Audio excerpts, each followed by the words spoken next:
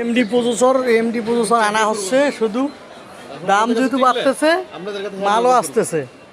3400G, তারপরে ওইদিকে 5700G, আরও বেশ কিছু ইয়ে আছে এটার সাথে। কিরে এই মাদারবোর্ড এমএ 450, উঠা সবটি উঠা।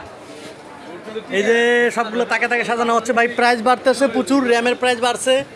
2000 টাকা র্যাম এখন হয়ে গেছে 4000 টাকা, মানে একটা র্যামে 2000 টাকা বাড়ছে। তবে সমস্যা নেই, আমরা মার্কেটের চেয়ে যেটা কম ডিসকাউন্ট প্রাইস সেটা দেওয়ার চেষ্টা করব।